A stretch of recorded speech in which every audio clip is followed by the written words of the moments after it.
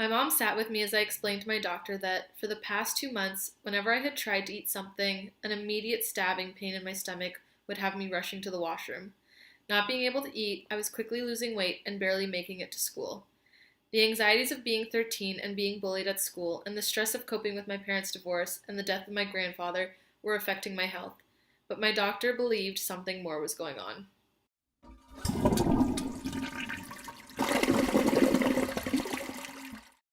Hey, friends and family. Yes, I am back again this week telling you about how I was diagnosed with Crohn's.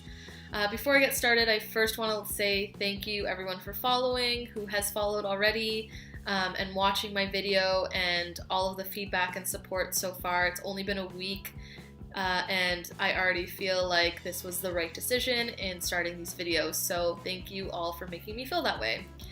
Number two, before I get started, I want to shout out my sister for buying me this beautiful brand new camera. I'm still learning how to figure it out and work it in video mode. It's been literal years since I've used a digital camera.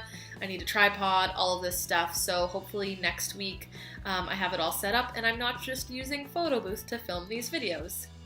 Anyway, the passage I read at the beginning of the video was from an article I wrote for Canadian Living back in 2013. I was super grateful to be able to write about my disease at the time and the progress between being diagnosed in 2002, my surgery in 2009, and at the time, so 2012 when I wrote it, where I was at emotionally, career-wise, physically, all of that stuff. It was a very dramatic time in my life, and writing it all in one sentence about my parents' divorce, about typical school girl bullying crap at that age, and my grandfather's death really did play into my diagnosis. Looking back, there was one very specific moment that I remember that made me realize that something wasn't right with my body. Unfortunately, it also coincided with the day my grandfather passed away, so I think that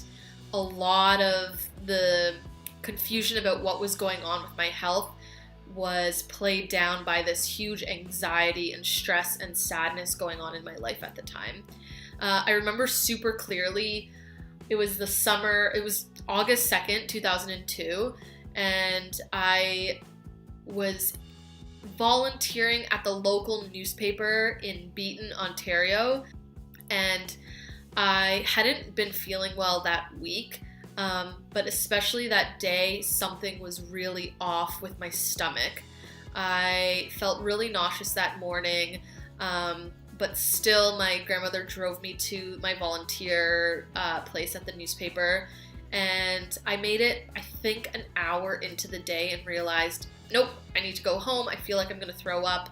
My stomach is killing me. Something's not right. So my grandmother came to pick me up, and I hung out at her house. It just so happened that that day my cousin Stacy and her friend were also there. They had slept over the night before from out of town, and I just laid in the bed while they packed up ready to head back to their home for the weekend or wherever they were going. And again, I have this distinct memory of being in their basement, in my grandmother's basement, in that pull-out bed, feeling like, oh my god, I'm gonna throw up, you can't throw up, you can't throw up. And not ending up throwing up at all, but just these weird moments of something isn't right. And then the whole day after that is kind of a blur, because my grandfather did end up passing away that afternoon. But it is the first moment that I felt like something is off in my body. Now, that past school year, it was the typical time of a girl's life in elementary school and puberty and preteen drama crap that I, was very stressed with friendships and all of that. And I think it was really getting to me, and it started to show. My body started to change. I started to lose weight a lot, drastically, but I still had my baby weight, and it was all all of these things sort of were overshadowed by these reasons for me losing weight, for feeling crappy, for feeling sad, because these big moments in my life were happening. By the end of that summer, I was close to 60 pounds lighter than the beginning of the summer, which no matter how much baby fat a person has, 60 pounds is not an appropriate amount of weight to lose in 2 months at the age of 13.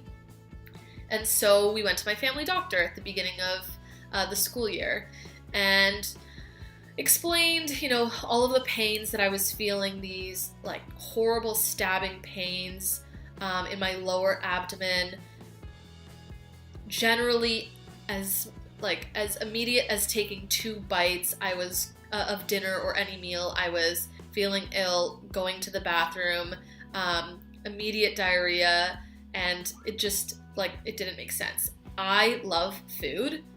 Love all kinds of food. I was not a picky eater as a child, and I started not wanting to eat. I was afraid to eat because of the pain of just swallowing. It started in my esophagus and would go all the way down my body into my gut, and then I immediately needed to go to the bathroom. So between the times when I actually did eat and the times that I felt scared to eat, I was losing this drastic amount of weight.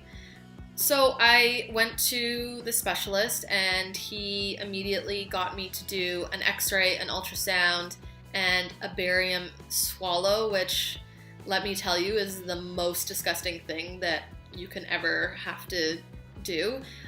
You have to drink a smoothie-sized container of this milky, chalky, just gross thing. So I had to do that, and it all feels like a blur. I literally feel like it all happened within a day of me seeing my family doctor to me being sent to Sick Kids. This specialist knew something right away was wrong, and he referred me to Dr. Griffiths in the GI, gastroenterological GI department at Sick Kids Hospital.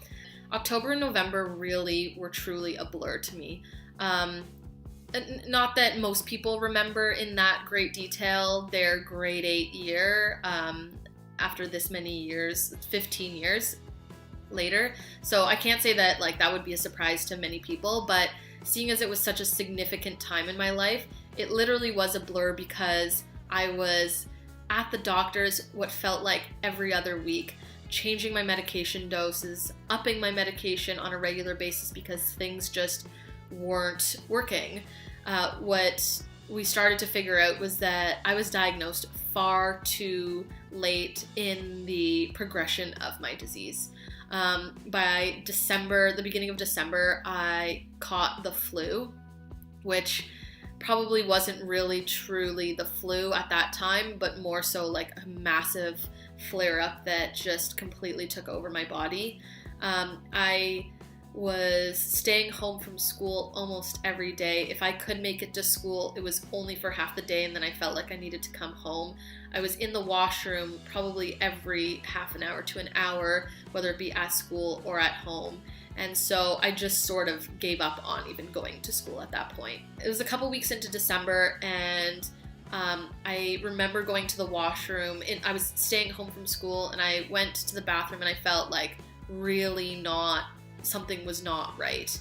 I was pretty much only eating celery, which seems like such a bizarre choice now that I'm this far into my disease. I don't know why celery was the choice. I think it was more so to mimic the idea of eating, because celery is a nothing vegetable. In fact, it probably was causing more issues, the stringy fibers getting stuck in my colon and just wreaking havoc. But all I was eating was celery at the time. I was very dehydrated. Other than the celery, that was probably the only water intake I was getting.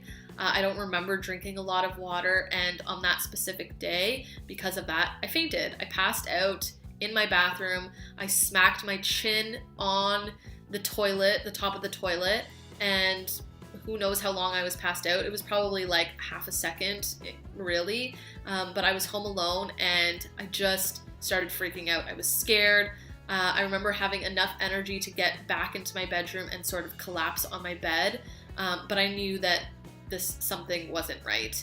It was probably only a few days later that I started seeing blood in the toilet.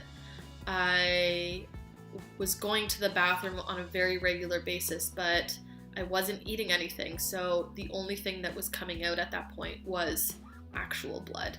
I definitely remember calling my mom that morning after she had probably just gotten to work and telling her she needed to come home. I was finally scared of what I was seeing in the bathroom, mostly because at this point I was not only sitting on the toilet going to the bathroom with blood coming out, I was also throwing up into the bathtub at the same time. So I called my mom. I told her she needed to come home and get me.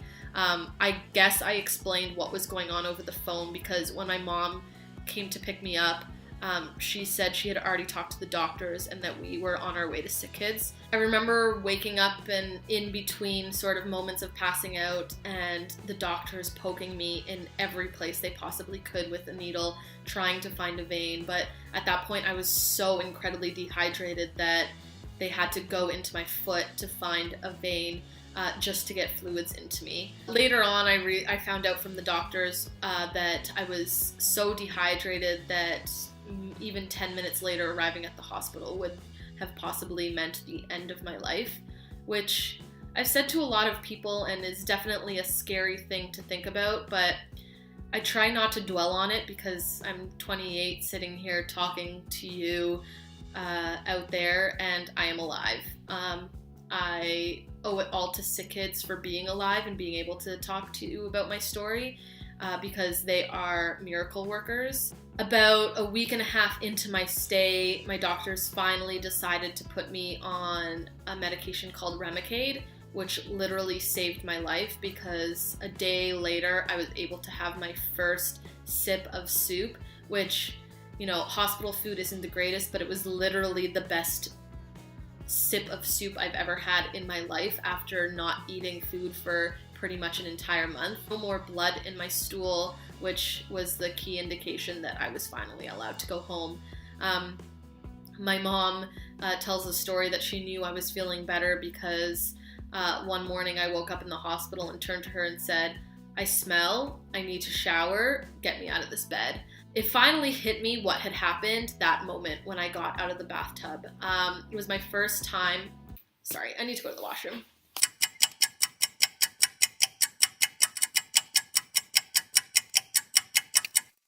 Okay, yeah, that's a thing that happens. Crohn's disease means leaving conversations in the middle of a sentence to rush to the bathroom. So that moment of getting out of the bathtub was really the first moment that I understood how much the last few months had taken a toll on my body.